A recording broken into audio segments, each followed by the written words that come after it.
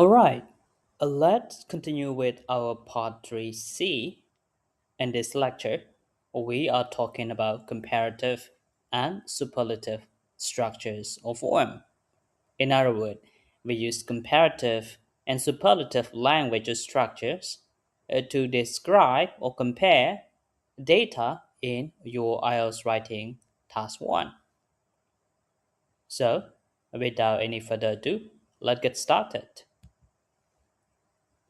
Right. So here are the comparative and superlative structures, patterns of language where you can use to describe data in your IELTS writing task 1. The first one we have more or less, followed by than. For example, country A produced more oil than country B in 2019. So in this case, we use more than to compare between country A and country B oil production. The next one, we use the most and the least for the superlative form or structure to say something is the most inferior or superior. For example, China had the highest population growth rate among all countries. So in this case, there are no other country which could compare to the China population. Right, moving on to adjective that add er plus than for comparative form. Then we make the superlative form by using the plus adjective plus est to make superlative form, right? For example, exports were higher than imports. The highest point was reached in July. So in this case, in these two sentences, you see both the comparative form and the superlative form. High become higher than, and then higher than become the highest than. Sorry, the highest. Right, let's move on to the next one.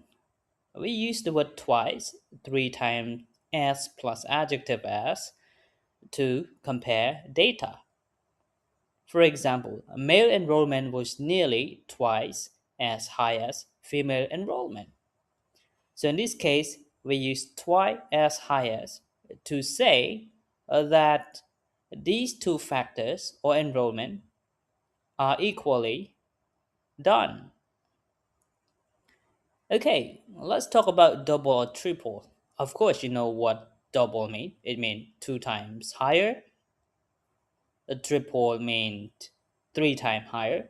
For example, the figure doubled between 2005 and 2015, reaching 40 million. So in this case, the figure is double, right? It means 2 times higher. Okay. Last but not least, let's talk about half and a quarter of. For example, a female participation was approximately half of that of male participation. So, which means it's 50% comparing to male participation. Here's a tip. So, use various comparison structures.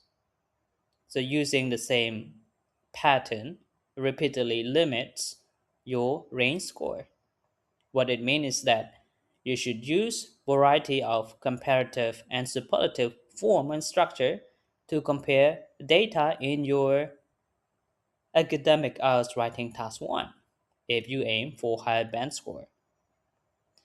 Okay, that should be it for today lecture. I'll see you in the next video.